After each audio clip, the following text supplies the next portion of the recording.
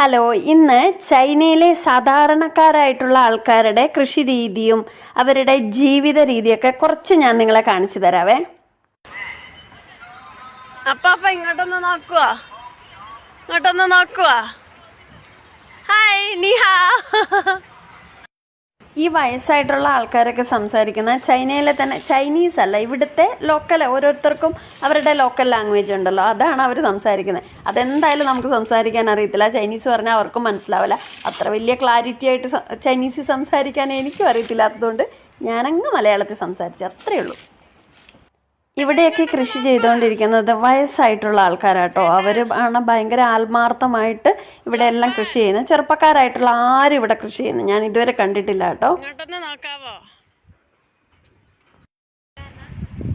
നീ ഹലോ ദേശീയക്കാരനാ, എനിക്കറിയാം. ചിരിക്കൂല ചിരിക്കപ്പാ.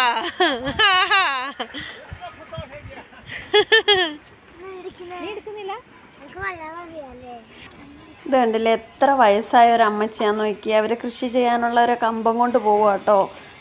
ഇങ്ങനെയുള്ള വയസ്സായുള്ള അമ്മച്ചിമാരുടെയൊക്കെയാണ് കൃഷികൾ നമ്മളിവിടെ കൂടുതലും കാണുന്നത്. ഇവരെ കണ്ടില്ലേ, എല്ലാ തരത്തിലുള്ള പച്ചക്കറികളും ഇവിടെ ഇവർ കൃഷി ചെയ്തുണ്ടാക്കുന്നുണ്ട് കേട്ടോ. ഇവരുടെ മണ്ണ് ഭയങ്കര നല്ലതാ. ഈ അമ്മച്ചി നിങ്ങളുണ്ട്, എത്ര പ്രായമായ അമ്മച്ചി ആ സൈക്കിൾ റിക്ഷ ഓടിച്ചിട്ട് പോകുന്നതെന്ന്.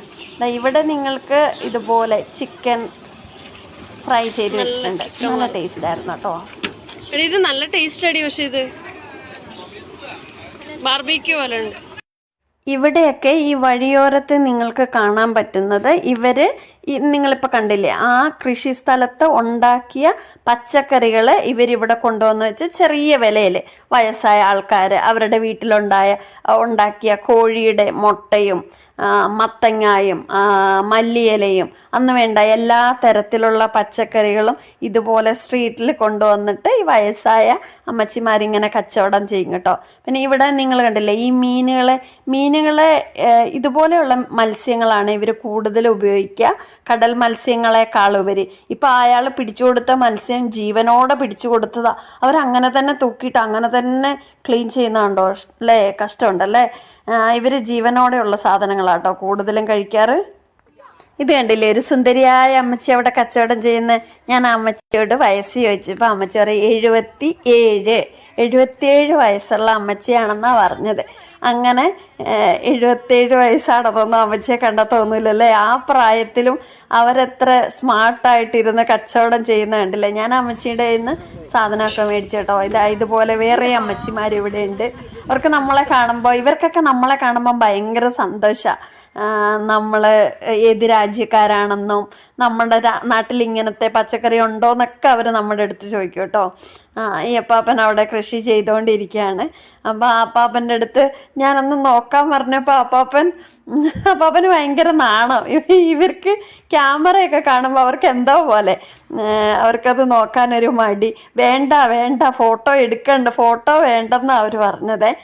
അങ്ങനെ അവർ അവിടെ മരുന്ന് ഒഴിച്ചപ്പോൾ ഞാൻ ചോദിച്ചപ്പോൾ അവർ പറഞ്ഞു ഇതിനും ഭയങ്കര സ്മെല്ലാണ്, നിങ്ങൾ അടുത്തിരിക്കേണ്ട, അതിന് മണം വരുമെന്നാണ് പറഞ്ഞത്. അങ്ങനെ ഞങ്ങൾ ആ പാപ്പൻ്റെ അടുത്തൊക്കെ എൻ്റെ പൊട്ട ചൈനീസിൽ കുറച്ച് നേരമൊക്കെ ഞങ്ങളവിടെ വർത്താനമൊക്കെ പറഞ്ഞ് അവർ കൃഷിയൊക്കെ ചെയ്യുന്നത് നോക്കി നിന്നു. ഞാനും ഒരു കർഷക കുടുംബത്തിലുള്ള ആൾ തന്നെ ആയതുകൊണ്ട് എനിക്കിതൊക്കെ കാണാനും ആസ്വദിക്കാനൊക്കെ ഭയങ്കര ഇഷ്ടമാണ്. ഞാൻ ഇതിൻ്റെ മുന്നേയും ഇവിടെ വന്നിട്ടുണ്ട്. ആ നേരത്തെ കണ്ട അപ്പാപ്പന്മാരെയൊക്കെ എനിക്ക് നല്ല പരിചയമുള്ള ആൾക്കാരാണ്. കാരണം വെച്ചാൽ ഇടയ്ക്കിടയ്ക്ക് ഞാൻ ഇവിടെ വന്ന് ഇതൊക്കെ കാണാറുണ്ട്. കുറച്ച് നാടുകൂടെ കഴിയുമ്പോൾ ഈ കൃഷി സ്ഥലങ്ങളെല്ലാം ഫ്ലാറ്റുകളാക്കി മാറ്റും കേട്ടോ. പിന്നെ കൃഷി ചെയ്യാൻ വേണ്ടി വേറെ സ്ഥലങ്ങളുണ്ട്. അവിടെയൊക്കെ എന്ന് പറഞ്ഞാൽ ഭയങ്കര ഹൈടെക് മോഡലിലുള്ള കൃഷി രീതികളൊക്കെയാണ്. ഇത് സാധാരണക്കാരായ ആൾക്കാർ തൂമ്പ കൊണ്ടും ഒക്കെ ചെയ്യുന്ന കൃഷികളല്ലേ ഇല്ലേ. ടൗണിൽ ബാക്കി സ്ഥലങ്ങളിലൊക്കെ ചൈനയിലെ കൃഷികളൊക്കെ ഭയങ്കര ഹൈടെക് മോഡലിലുള്ള കൂടുതൽ മെഷീനുകൾ. പിന്നെ ഇത് നിങ്ങൾ ശ്രദ്ധിച്ചോ, ഈ ചേട്ടൻ്റെ കയ്യിലുള്ള ആ ഇതില്ലേ വെള്ളം കോരുന്ന സാധനം, അത് പഴയ ഹെൽമെറ്റാട്ടോ. ആ ഹെൽമെറ്റിൽ ഒരു കമ്പ് ഇങ്ങനെ അവിടെ കണക്ട് ചെയ്തിരിക്കുക. അത് സ്ക്രൂ ഇട്ടിട്ട് മുറുക്കിയിട്ടുണ്ട്. അപ്പം അതുകൊണ്ടാണ് വെള്ളം കോരിയെടുക്കുന്നത്. എന്താല്ലേ, കൊള്ളാല്ലേ ഐഡിയ. അപ്പോൾ ഇത് നീളത്തിലുള്ള ഒരു കമ്പായതുകൊണ്ട് അവർക്ക് എടുക്കാനും ഒഴിക്കാനും ഭയങ്കര ഈസി ആട്ടോ. അവിടെ പയർ കണ്ടില്ല, നമ്മുടെ നാട്ടിലെ ഓടയുടെ കമ്പൊക്കെ ആണുങ്ങളായിരിക്കും കേട്ടോ ഇവിടെ കൂടുതലും. മക്കളെയൊക്കെ നോക്കുക, ഈ അപ്പാപ്പൻ എന്നോട് ചോദിക്കുന്നത്, നിങ്ങളുടെ നാട്ടിൽ ഇത് ഇങ്ങനത്തെ പച്ചക്കറിയൊക്കെ ഉണ്ടോ, ഇതൊക്കെ ഉണ്ടോ, നിങ്ങൾ ഏത് നാട്ടുകാരാണ്, ഈ പച്ചക്കറി ഉണ്ടോ നിങ്ങളുടെ നാട്ടിൽ നിന്ന് എന്നോട് ചോദിച്ചാൽ ഞാൻ പറഞ്ഞു ഇതെല്ലാം ഞങ്ങളുടെ നാട്ടിൽ നിന്ന്. ഇവിടുത്തെ കടകളിൽ അപ്പാപ്പന് എന്നെ കണ്ടപ്പോൾ ഭയങ്കര സന്തോഷം. ഇതെന്താണെന്നറിയോ, ചൈനക്കാരുടെ ഫേവറേറ്റ് സാധനമായ കോഴിയുടെ വിരലാണ്. പിന്നെ ഈ റെഡ് കളറിൽ കറങ്ങിക്കൊണ്ടിരിക്കുന്ന സാധനം ഈച്ചയൊന്നും വരാതിരിക്കാൻ വേണ്ടി ഒരു സ്ട്രീറ്റ് സാധാരണ കടയാണ്. ഇവിടെയും കണ്ടില്ലേ, ഒരു വയസ്സായ ലേഡിയാണ് പന്നിക്കച്ചവടം നടത്തിക്കൊണ്ടിരിക്കുന്നത്. ചൈനീസുകാർ ഒരുപാട് പന്നിയിറച്ചി കഴിക്കാറുണ്ട്. അപ്പം അത് കച്ചവടം നടത്തിക്കൊണ്ടിരിക്കുന്നത് ഒരു വയസ്സായ ലേഡിയാണ്. ഇത് പൂജയ്ക്ക് ആവശ്യമായിട്ടുള്ള സാധനങ്ങളും ഈ സ്ട്രീറ്റിൽ തന്നെ ഇവരിങ്ങനെ കൊണ്ടുവന്ന് വിറ്റോണ്ടിരിക്കുന്നുണ്ട്. ഇവിടുത്തെ പന്നിയിറച്ചിയൊക്കെ ഭയങ്കര നീറ്റാട്ടോ. ഇവിടെ തന്നെ വളർത്തുന്ന പന്നികളാണ്. അങ്ങനെയുള്ള കാഴ്ചകളും ഇവിടെ എന്ന് പറഞ്ഞിട്ടുണ്ടെങ്കിൽ ഇവിടെ താമസിക്കുന്ന ആൾക്കാർക്ക് ആവശ്യമായിട്ടുള്ള അരി സാധനങ്ങളൊക്കെ ഇല്ലേ, അങ്ങനത്തെ നമ്മുടെ നാട്ടിൻപുറത്ത് കാണുന്ന കൂട്ട് കടയുണ്ട്. ആൾക്കാർക്ക് ഇവിടെ വന്ന് ഇതുപോലെ സാധനങ്ങളെല്ലാം മേടിക്കാൻ വേണ്ടി പറ്റും. അതുപോലെ കുറേ സാധനങ്ങളുണ്ട് കേട്ടോ. കുറേ ഡ്യൂപ്ലിക്കേറ്റ് കുറച്ച് സാധനങ്ങളൊക്കെ ഇങ്ങനെ കൊണ്ടുവന്നിച്ച് അവർ കച്ചവടം നടത്തുന്നുണ്ട്. ഇവിടെ വേറെയും കുറേ അമ്മച്ചിമാരിരുന്ന് കച്ചവടം നടക്കും. നമ്മളങ്ങ് ചെല്ലുമ്പോഴത്തേനും ഇവർ നമ്മളങ്ങ് പൊതിയും കേട്ടോ. എന്നിട്ട് മേടിക്കേ എന്ന് പറഞ്ഞുകൊണ്ട് അവരിങ്ങനെ ചെറിയ വിലയൊക്കെ ഉണ്ടാവുള്ളൂ, വലിയ വിലയൊന്നും ഉണ്ടാവില്ല. ഇതൊക്കെ നാടൻ കോഴിയുടെ മുട്ടയാട്ടോ. അവരുടെ വീട്ടിൽ ഉണ്ടായ അവരുടെ വീട്ടിലെ കോഴിയുടെ മുട്ടയൊക്കെയാണ് അവർ കൊണ്ടുവന്നിട്ട് വിൽക്കുന്നത്. ഇതുണ്ടല്ലേ, ഒരുപാട് അമ്മച്ചിമാരെ കണ്ടില്ലേ. ഇതെല്ലാവരും കൂടുതലും നിങ്ങൾ ശ്രദ്ധിച്ചോ, ഇവിടെയുള്ള കൂടുതലും അമ്മച്ചിമാരാണ് കൂടുതലും കച്ചവടം നടത്തുന്നത്.